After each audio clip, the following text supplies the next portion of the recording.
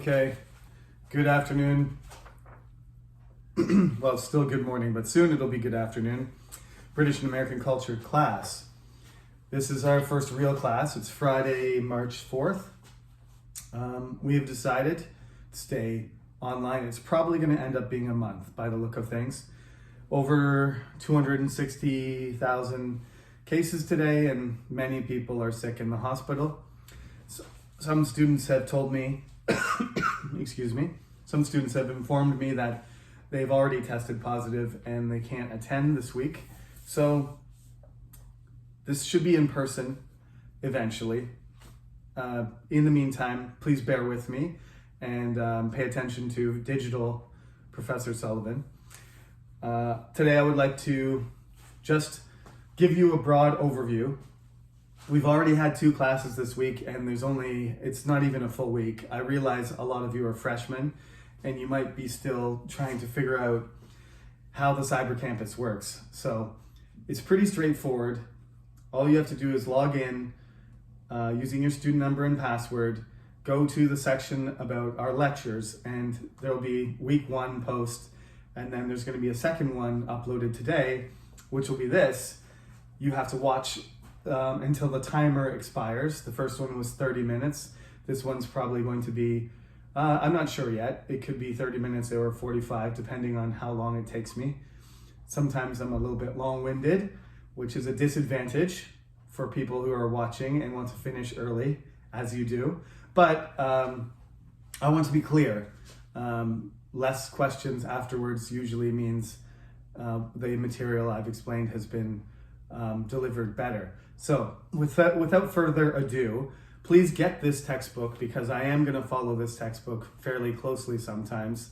Often I'll just be holding it in my hand, but what I'm saying, I've read this book over many, many times, and I was the one who wrote it. So what I say ends up sort of really being closely related to the book. The reason you should listen to me first is because when I say it, I simplify it, I expand it, I emphasize certain things, and I explain things. Whereas in the book, I just lay it out. So hopefully when I say it to you, not only is it more interesting, and you like to listen to my voice, but also that it makes it clearer, and perhaps the language I'm using is more comfortable for you to read, because I did write this, it is a sort of piece of academic writing, all right? So the introduction to the book starts on page 19. It says, Cultural Studies, Britishness and Americanization. Today I titled my lecture Ancient Britain, mostly because I'm going to start talking about Britishness and Americanization, and by the end I'm going to be talking about the next lecture, which is going into Ancient Britain, okay? But anyway, before we talk about Ancient Britain today, we do have to talk about what does it mean to be British or American? So when you do that, obviously when I'm in class, I ask people, what do you think? What's the first thing you think of when you think of the United Kingdom? When you think of a British person or a British place or a British object? I get all sorts of answers like, fish and chips, umbrellas, rainy weather, men in top hats, queens, crown jewels, the Tower of London, right? All of those things come to mind automatically because these are representative things. But they are just symbols that are common. It's almost like advertising when you see that kind of stuff. When you see a Mini driving down the street and it's got a British flag on it, it makes you think of British because that's got a Union Jack on it. The same thing goes for Korea. When you see a taeguki on the back of a short track skater, then you think, well, that's Korean identity. Part of Korean identity is short track skating or archery or another sport that Koreans are excellent at. Take your pick. The same thing goes for things like soccer. You can take all these things and you can say, these are examples. But in this class, we don't want to just make a list of all the things. That's not what I want to teach you. You can go on YouTube and you can listen to the top 10 things that are most British. I don't need to do that for you. You can do that yourself. Why are these things? Why do these things come about? Where did they come from? How do they develop? What do they mean? not just to you, like, oh, they mean something British, but why are they there, and why do they pick those things? What do they represent to them? What do they represent to British people? What do they represent to Korean people or Canadian people or other people? Think about it from both sides. You are international students. Some of you are Korean, some of you are international. I'm an international professor. We have our own point of view. The way that the British look at themselves is not the same as what we do. And we have to take those perspectives. I want to, in some classes, some professors like you to try and be objective and, look at factual things or analyze things without bias. But I think that's nonsense. I'm a student too, and I've had professors already while I'm studying say, well, this is a particularly Canadian perspective and you're comparing these things to Canadian things. And I was like, yeah, of course I am. Like, that's how people make sense of things. That's why when I'm explaining to you, and I know many of you are Korean, I use the Korean example. For those of you who are from Bangladesh or Uzbekistan or Kazakhstan or Germany or Brazil, I don't know all the countries, Vietnam. If I could give examples for you about everything, I would. But since we're in Korea, I don't usually use Korean. I don't usually use Canadian metaphors. I compare some of British and American things to Korean things. And I think if you're an international student in Korea, that's good for you too. I've lived in Korea for 15 years, so I think I can offer some comparisons between British culture, American culture, and Korean culture. And maybe you will see those things too. I'm an international observer teaching other countries' cultures. And I think that gives me an advantage, not only to be less biased than they would if they were talking about themselves, because I'm not going to be as kind, perhaps, but I'm also going to introduce, a more foreign or international perspective when I talk about something. So this interesting little infograph here, it's a collage in your textbook on page 21. On one side of the textbook is Stonehenge, which is an ancient example of British culture that's been, unearthed and restored. So whenever there's henges everywhere, by the way. This is what British people also laugh about, is when people say, the Stonehenge, and somebody from England will be like, which one? The Stonehenge. Well, there are many. You mean the one that everybody fixed and turned into a tourist site, and they set it up so it looked like it did when it was originally there? There's a bunch of sites that have fallen over, gigantic fallen over rocks that the Druids put there, and they represent a pre-British, right? This is a symbol of British culture, which is pre-British, all right? In every country does the same thing. We'll use Korea again. You find something really amazing, historical thing, like the stele of Gwanggaeto. So you got this heroic, warrior king who had basically a northern Korean empire, right? I hope I'm getting all this right, but there's he's called Gwanggaeto Daewang, and there's a gigantic Chinese army that tries to invade, and Gwanggaeto's pre-Goryeo, pre-Chosun, pre-South Korean army defeats it in a sort of like miraculous battle of a smaller army defeating a gigantic invading army. And they find this big chunk of rock where the information is written on it. And it's like 1,300 years old or something, right? These are the things it's actually not Daehanminguk. It's a country that existed before even Korea's predecessors existed. So it's the same thing, but Korea claims it. Korea claims him as a Korean king and that he defended Korea from invasion. And that's fine. But that's a perspective, right? How far back does your country go? Egypt goes back 7,000 years, 8,000 years. When does it start? Who is the first pharaoh?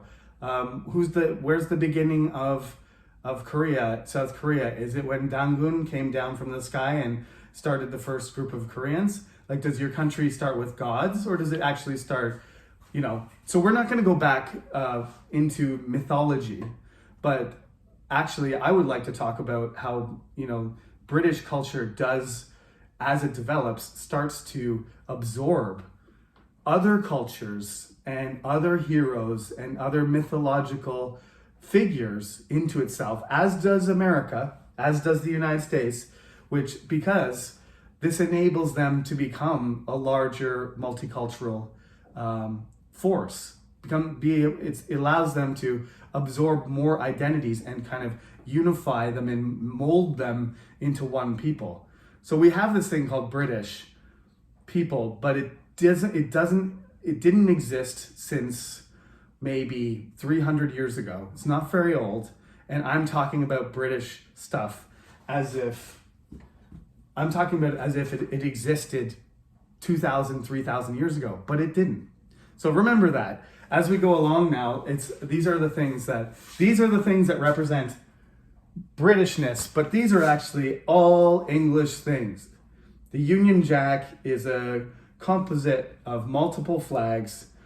The Tower of London, or the Tower of Elizabeth, with the bell tower and Big Ben in it, St. Paul's, a double-decker bus, a lamppost, the London Bridge, a suitcase, a cup of tea. This English stuff. It's not very British. But that's supposed to be British symbols. And 90% of them are, I don't see any bagpipes on there. Where's the bagpipes? What happened in Scotland?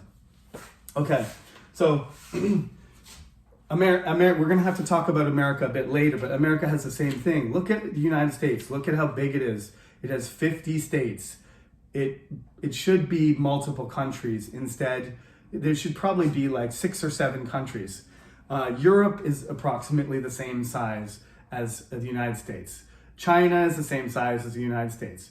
They are one country, but China could be divided into many different parts.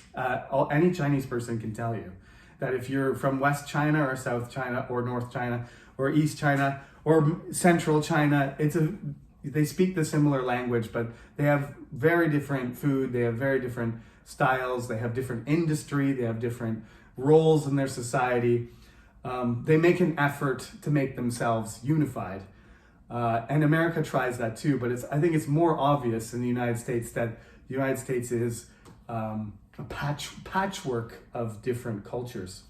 So you got, throughout here, I'm going to talk about these things, and I'm talking about in general. So I would like you to read over the introduction to give yourself a sense of what I'm talking about. Great Britain is actually a very multicultural, multi-ethnic place. This idea of the Englishman with the top hat and the umbrella is imaginary. Most of the people, genetically, we have found out recently, most of the people are actually still Britons, which Britons are not the names of the people that they used on themselves. When the Romans came, which we'll talk about next class, 2,000 years ago, when the Romans arrived, they saw this place. The Greek name was Albion, but they made a province there and they called it Britannia, and they called the inhabitants of this island the Britons. They discovered also that there was Eire, I think it's called in its language, but Ireland, there was a second island, but there's these 2 major islands that to the Romans were very exotic and very distant and very separated. So they imagined that there might be giants or monsters living on those islands. So when they initially went there, Julius Caesar was going on a great adventure, finding out who these people were. But in actuality, the Britons were quite culturally close to the people that lived in northern France. So northern France and Belgium. Belgium is still in Korean called België, and Belgium in English, België, in Korean, that's the name of the tribe. The België were a Celtic people that lived there. And the biggest group of people that lived there, they were called the Gauls. And they basically, the area that is France, was occupied by these people called the Gauls. And the Gauls had a Celtic culture, as did people in Spain, in Ireland, in England, and in what is now Netherlands and Belgium. So all of this like northwestern area was occupied by tribes and groups of people that had a certain type of culture, their own language, their own religious system, their roads. They didn't write very many things down, so that's why I can't tell you a lot of things about them. But these people were unified by certain characteristics. They had economic relationship, they had linguistic relationships, they shared material and technology, they were geographically close to each other, they had a common heritage, and they were intermarrying. They were ethnically related. So the cultural identity of the British was originally Celtic. Okay? So this is when we're talking about identity, you just break it down to all these things. How similar are these people? They're different people. They're tribes and they're different groups. They're not countries though, and they're not states. They have a common cultural identity. And the Britons, right? The Britons, they share this cultural identity with the Celtic people. And that is the original, not only it's still the original ethnic, genetic basis for many of the people. My ancestors came from the United Kingdom and the British Isles, and genetically, I am related to the Britons. If I go do a genetic test, I don't know what percentage of me is going to be, Anglo-Saxon or Irish or Scottish or French or whatever, but my mother did it, and I'm like 90% Northwestern European. My ancestors were all from that area. My ancestors were all Celtic, in other words. There's Germans and Italians in there, and the rest of them are Celtic. So I'm a perfect genetic specimen, but I'm not British because I'm Canadian. But Canada too shares a cultural identity with Britain. I won't get into too much of the colonies stuff other than the United States, but of course everybody knows the heritage, the language, the economy, not the geography or so much the materials. We still have a very strong connection to it. It's starting to get weaker because Canada has been independent since before I was born. It was after World War II that we became completely independent, but Canada's been a country for only 150 years. So our identity is not very fixed. It's still developing. Whereas countries you may be from might have a history of 1,000 years or 2,000 years or more. So that's how you got to talk about it, all right? So if you read through there, I'm not going to go through all of it about English breakfasts and the type of geography is there, but I go through the British stuff first, and then I get to page 30 and I start talking about America. And I'll save what then is an American, I'll save that lecture for the beginning after the midterm so I don't mix you up and start talking to you about America, because the American stuff happens hundreds and hundreds of years later, right? So the details about America and Hollywood and their independence and their spirit and their geography can be saved. So I'll come back to this introduction. So just read to page 30, right? Do your reading, introduction to page 30, from the beginning to page 30. That's page 19. Get it right? 19 to 30, about Britishness. Read that part. That's only 11 pages, not a big deal. And then the other section I want you to read this week is from page 38. Skip the American section and read over page 38 to the end of the chapter. 38 to 45. Okay? This is your reading for the first week. So the main thing you need to know is what I've talked about here, sort of common symbols and how to think about cultural identity as it relates to the British, but I'm making this point in general so that you can think about your own country, or you can think about any other country, and as it relates to cultural identity too. This class isn't just to learn only about British and American culture, it's also to learn about cultural studies, how to understand culture of all people, what culture is, how to break it down, what its effects are, and how it's always changing, and how we need to, adapt our perceptions. We need to have strategies and concepts to realize we have these things called culture wars all the time, and it's not a war with guns and bombs and missiles that is destroying people directly. There's that kind of war too, as you know. There's there's an invasion of Ukraine happening as we speak.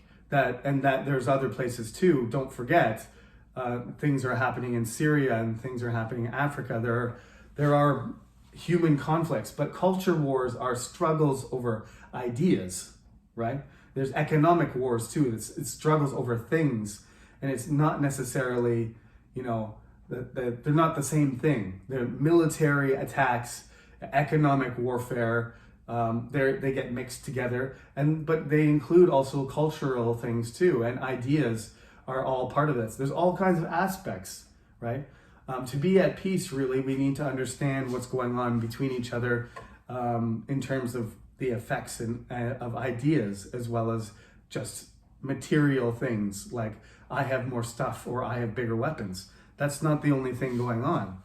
So this class is very important in all areas. Cultural studies includes every subject. You will probably think that history, which I intentionally didn't put in the list because it will feel like I'm talking about history a lot because I'm talking about things that happened a long time ago. But those things are building blocks, they're ideas that are related, and similarities and differences are one thing, but it's also just how to understand how something was and how something is not that much different, right? You have more information right now, but sometimes once something gets older, you can see it better. Like we can't understand what's happening in Russia and Ukraine clearly right now. 1 year later or 5 years later, we will probably have more information, not less, right? When it gets to ancient things and you're talking about, 2,000 years have gone by, we've lost a lot of information. But if something happened 5 or 10 years ago, often things are revealed subsequently that were not known. And you can actually increase your understanding of things that are in history if it's recently.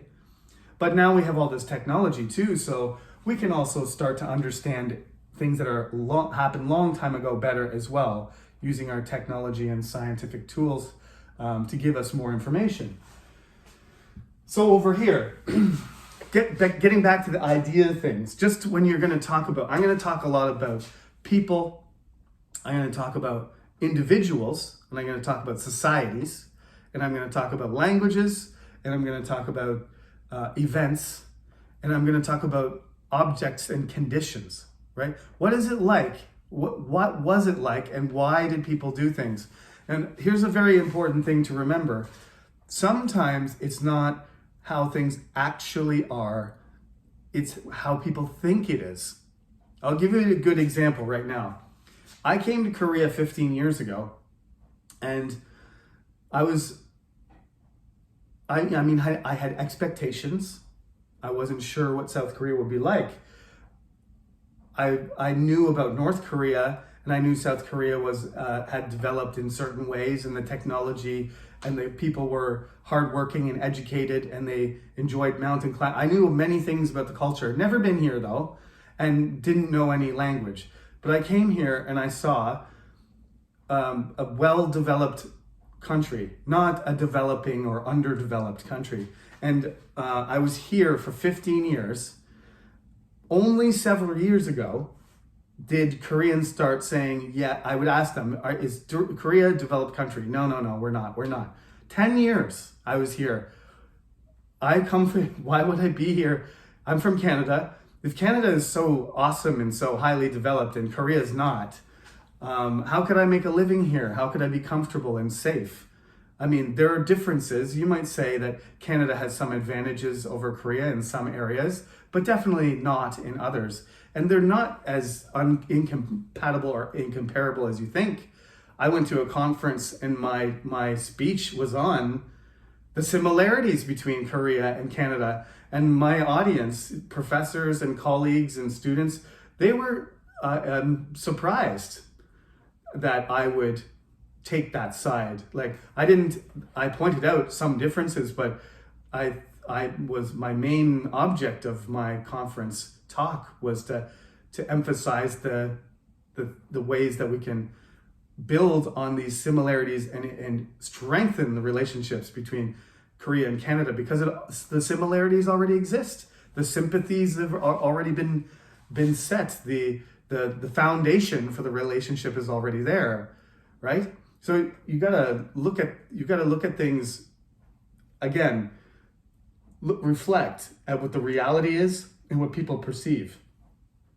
Korea, 2 years ago, I believe, was the first country to be changed from developing status to developed. The first country ever that, the international economic system decided to upgrade. And I just thought that was, when I talked to my students about that, I just thought that was funny. It's like, well, what took you so long? You guys could have said that in 2010. Why did you wait until 2018? It's just a matter of perspective. The reality was Korea was already developed in 2010. It didn't get extremely more developed in 8 years. I don't know what measurements they use or what criteria, but let's be honest, the difference isn't very big. People will tell you, Koreans will tell you, what's the best year in Korea? I've lived here 15 years. I wouldn't pick certain years, like when there was a subprime mortgage crisis, like an economic problem or the coronavirus. But any time between 2010 and 2018, any year, pretty much the same for me. So this is the thing. Perception is more important than reality. When it comes to culture, reality, sometimes it's in line with reality and sometimes it's not. But the real thing that people expect and act on is perception. The stock market is another example. If people perceive that something is valuable, even though it's useless and it's valueless and there's no assets, if they perceive that it is valuable, the stock price will go up. And I'm not an economics professor, so that's it. Don't ask me more. So when it comes to trying to perceive person, object, or thing, in the book it'll explain to you. You can break these things down. You can take Abraham Lincoln and you can say, well, what was Abraham Lincoln like? What was he like in his time? What kind of person was he? Was he friendly? Was he strict? Was he smart? I happen to know that he had depression. He had migraine headaches a lot. He was very stressed out. He actually was extremely intelligent. He loved his family. When his son died, he was devastated. He spared a turkey. These are social things. These are personality related things about Abraham Lincoln that are about him, about the space around him when he lived. Historical things are like Abraham Lincoln was the president during the Civil War. He decided to promote Ulysses S. Grant to be the Supreme Commander of the Union Army. He was born in this year. He was assassinated in 1865. These are historical facts of his life. Cultural is, what does he mean symbolically? Abraham Lincoln is a symbol of the Republican Party. He's a symbol of emancipation, of equality, of democracy, of honesty. Some people called him Honest Abe. So what does he represent? What does he represent? What was he like? What did he do? What's his historical, factual, timeline? And what did he represent? What symbolically did he represent, right?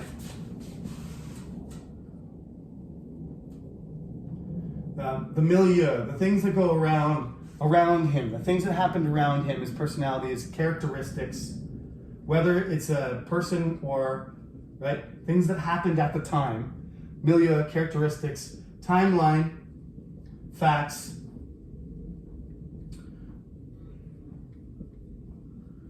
symbolism, right? What are the ideas? Abraham Lincoln, there's tons of ideas connected to him that, sacrifice, he was assassinated, he was, he was a leader of the Union, he kept the country together. All these things are ideas that have been attached to him because of what we think. The last part of the chapter is about this. This one's pretty easy to understand. Every culture has a dominant aspect, a sub-aspect, and a counter-aspect, right? So when you, in a given area, you have a dominant culture, it means like whatever field it is. Let's just say it's movies, okay? The dominant studio and culture in movies is Hollywood, right?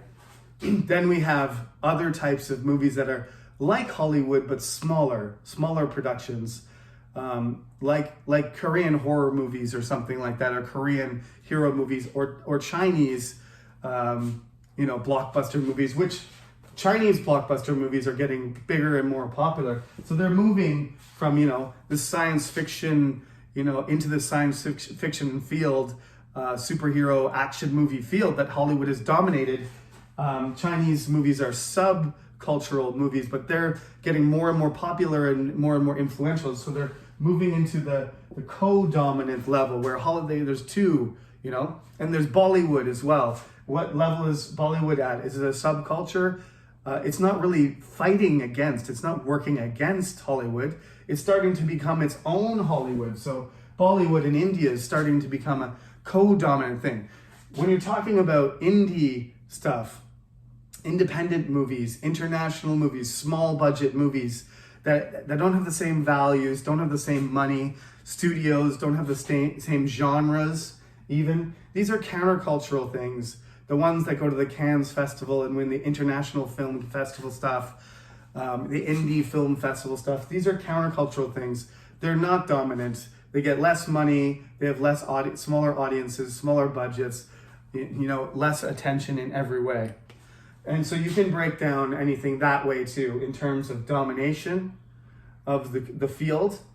And you can talk about any cultural object, person, place, or event in terms of its aspects, historically, socially, or culturally. Okay? Not hard stuff. This is just, I'm not gonna say this over and over again or really even quiz you that much.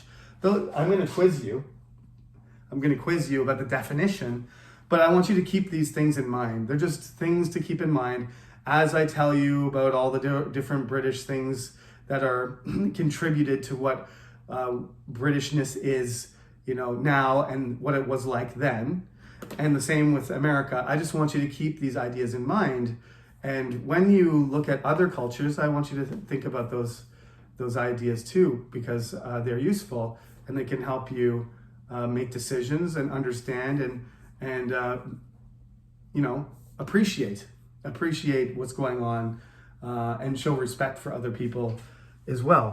Okay, so I think that's where we'll stop. I pretty much stayed on schedule, so we're coming up on 30 something minutes.